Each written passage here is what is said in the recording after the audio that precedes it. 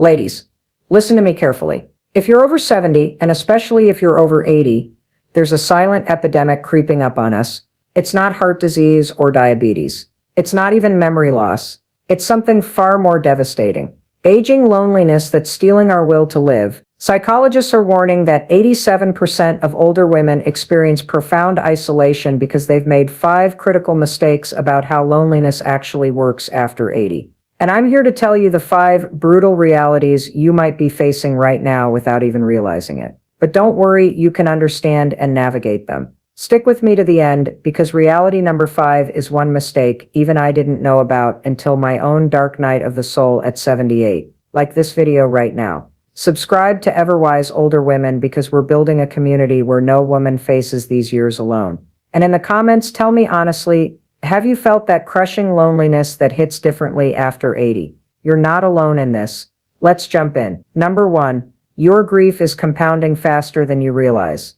I cannot stress this enough. After 80, we're not just dealing with individual losses anymore, we're drowning in an avalanche of accumulated sorrow. Before I dive deeper, I want you to do something with me right now. Take a moment and count on your fingers. Not out loud, just to yourself. How many significant people you've lost in the past 5 years. Don't include their names in the comments, but after you've counted, just type the word counted so I know you're really engaging with this reality. You might think you're handling each loss well. A friend here, a sibling there.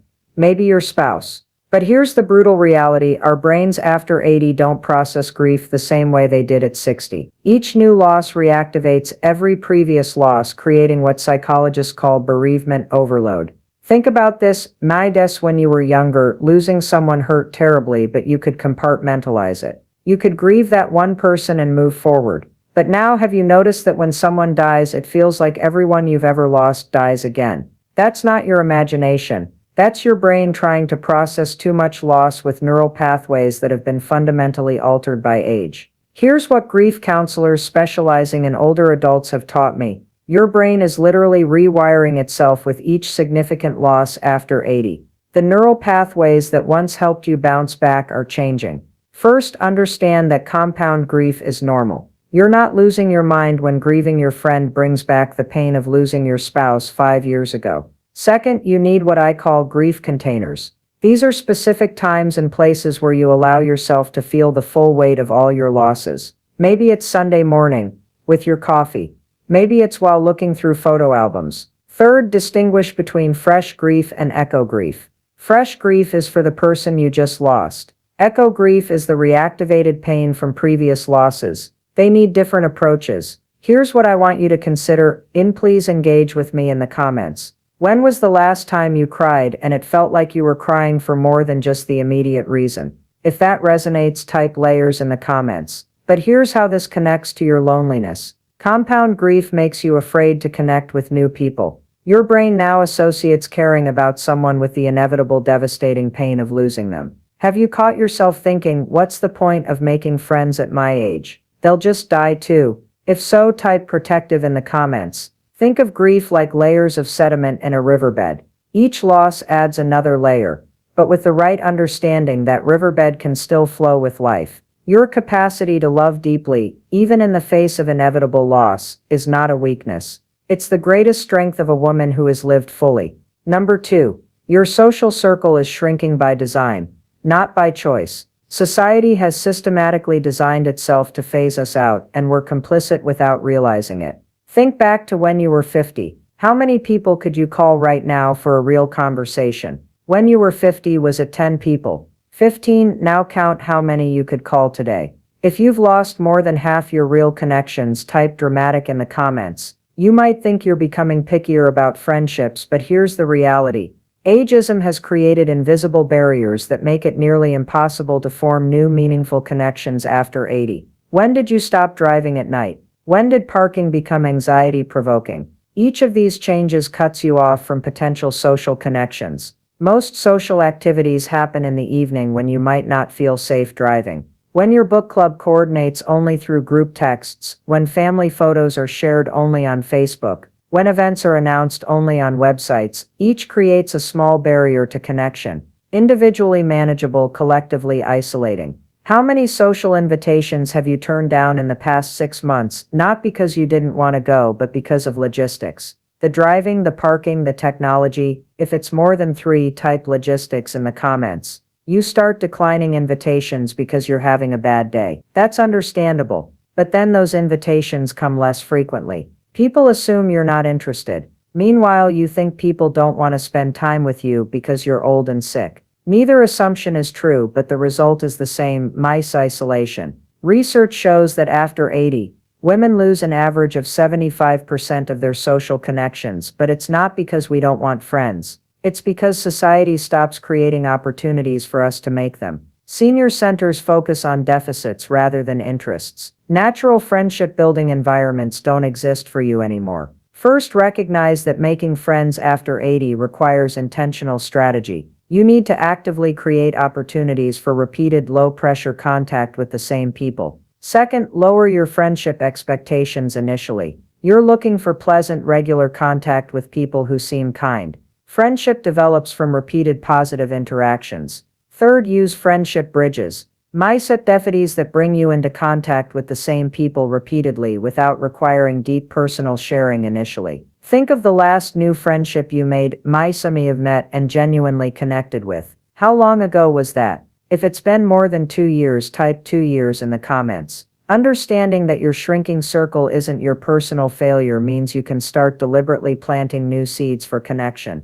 The system is designed to isolate you, but once you see the design, you can work around it. Number 3. The loneliness you feel now is different from any loneliness you've ever experienced. This isn't the loneliness of being single at 30 or empty nest loneliness at 55. This is existential loneliness that questions the very meaning of continuing to exist. Remember the loneliest you ever felt before age 70. Now think about whether the loneliness you sometimes feel now is the same, or something entirely different. If it feels completely different, deeper, more frightening, more hopeless, type different in the comments. After 80, loneliness becomes layered with mortality awareness, physical limitations, and the terrifying realization that time is finite. Let me break down the 3 distinct types hitting you simultaneously. This is the absence of daily human interaction, when you haven't spoken to another person in 24 hours or longer. It's eating every meal alone, watching TV alone. In the past week, how many days did you speak to another human being for more than just a transaction? If it's fewer than 4 days, type silence in the comments. This is missing deep, intimate connection with people who truly know you. You might have daily interactions but still feel completely unknown. This happens when your children call to check your health, but never ask about your thoughts, dreams, or fears. This is the most devastating feeling, that you don't matter in the grand scheme of things, that your existence has become irrelevant. It's wrapped up with mortality awareness and questioning whether your life has mattered. When was the last time you felt truly seen and understood by another person? Not just liked or cared for, but deeply known. If it's been more than 6 months, you're experiencing relational loneliness, even if you're not often alone. Research shows that existential loneliness correlates more strongly with depression in older adults than surface or relational loneliness. Women over 80 are particularly vulnerable because we've been socialized to find meaning through relationships and caregiving. When those roles diminish, we can feel like we've lost our entire sense of purpose. You have more wisdom and life experience than ever, but society acts like you have nothing valuable to contribute. You've learned about love, loss, resilience, but there are fewer opportunities to share that wisdom. Complete this sentence in the comments. If I could share one piece of wisdom with younger women, it would be: let's prove we have valuable insights to offer. For surface loneliness, you need regular human contact. For relational loneliness, you need opportunities for meaningful sharing. For existential loneliness, you need to actively cultivate meaning and purpose that makes you feel significant. Understanding which type of loneliness you're experiencing helps you choose the right remedy instead of wondering why social activities aren't making you feel better, when what you really need is deeper purpose or more intimate connection. Number 4. Your family loves you but doesn't understand your inner world. The generation gap after 80 isn't just about technology. It's about fundamentally different relationships with mortality, purpose, and what makes life worth living. Think about your last meaningful conversation with an adult child or grandchild, where you shared something real about your inner experience. If you can't remember such a conversation in the past 6 months, type surface in the comments. Your family loves the grandmother they remember, not necessarily the complex, aging woman you've become. They see your physical needs but miss your emotional and spiritual transformation. They've been taught to focus on your health, safety, medication, the medical model of aging. But you're not just a body that needs maintenance. You have new thoughts, evolving perspectives, different priorities than you had 5 years ago. Your family often relates to you as if you stopped growing the day you retired. Think about your last conversation with an adult child. What percentage was about your physical well-being versus your thoughts and feelings? If the physical stuff dominated, type physical in the comments. Your family unconsciously freezes you in time as the grandmother they've always known. Nurturing, giving, focused on their needs. They remember you as having answers, solving problems, providing comfort. They don't know how to relate to you as someone who might be scared, questioning, or going through emotional growth. Adults in their 40s, 60s are focused on achievement, building security, managing careers. Their concerns are about doing and accomplishing. But after 80, your focus shifts to reflecting on life's meaning, sharing wisdom, coming to terms with mortality. You're literally concerned with different things. Your generation learned to communicate indirectly, to hint at needs. You might say I'm fine when you mean I'm struggling. Your adult children communicate more directly, but live in a fast-paced world where conversations are brief and problem-focused. Have you ever tried to share a deep feeling with family, and they immediately jump to trying to fix it instead of just listening? If yes, type jumped in the comments. You want to share your life wisdom, your reflections on what you've learned. But your family might see these conversations as dwelling on the past, or being morbid, so they redirect to lighter topics. Meanwhile, you feel like your deepest gifts are being dismissed. First, practice translation. Instead of hinting, state your needs directly.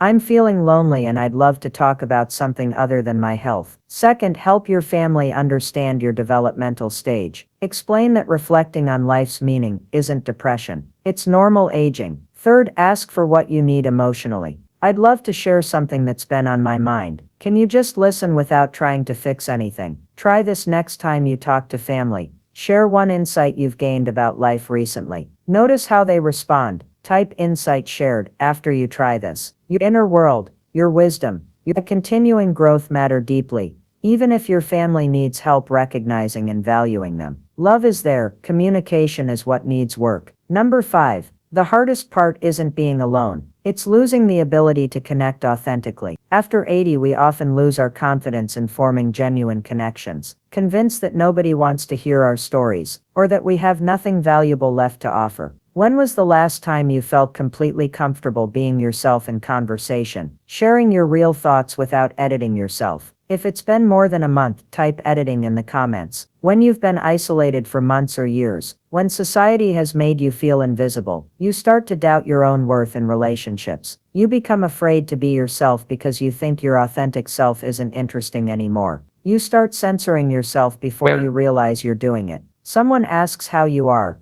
and instead of sharing real struggles, you say fine. You edit out complaints about health, worries about money, fears about death, thoughts about loneliness, basically everything real about your current experience. Think about your last social interaction. How much of what you shared was the real you, versus a sanitized, appropriate version? If you held back significant parts of yourself, type held back in the comments. You become so worried about being boring, being a burden, or seeming pathetic that you present a version of yourself that's pleasant but hollow. Then you leave interactions feeling more lonely because no one actually met the real you. Prolonged isolation after 80 doesn't just make us lonely, it makes us lose our social confidence and authentic voice. We become so concerned with not being a burden that we prevent real connection. It's a cruel cycle where loneliness makes us less capable of ending loneliness. You're afraid your stories about the past are boring. You're afraid your health concerns make you sound old and decrepit.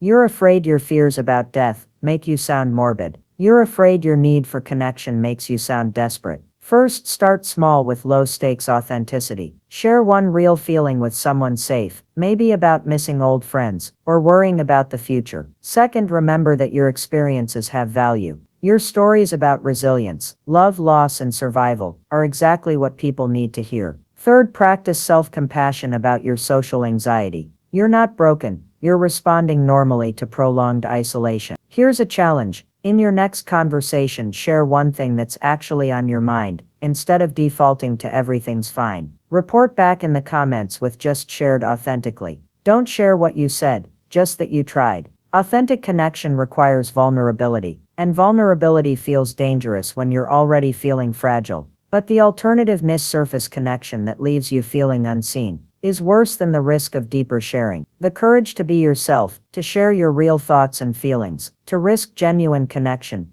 that's not lost, it's just dormant. With practice and self-compassion, you can remember how to be authentically. Your real self is worth knowing and connecting with. We don't always talk about aging loneliness until it becomes a crisis, but I want you to stay connected, purposeful, and authentically yourself, because we've still got so much life left to live, so much wisdom to share, so much love to give and receive. You are not invisible. You are not irrelevant. You are not a burden. You are a woman with 8 decades of experience, hard-won wisdom, and a perspective that the world desperately needs to hear. If you found this helpful, please like this video, subscribe to EverWise Older Women, and tell me in the comments, which of these 5 realities hit closest to home for you. Take care of yourself, sweetheart. Your future self, and every woman who'll walk this path after you, will thank you for facing these realities with courage and grace.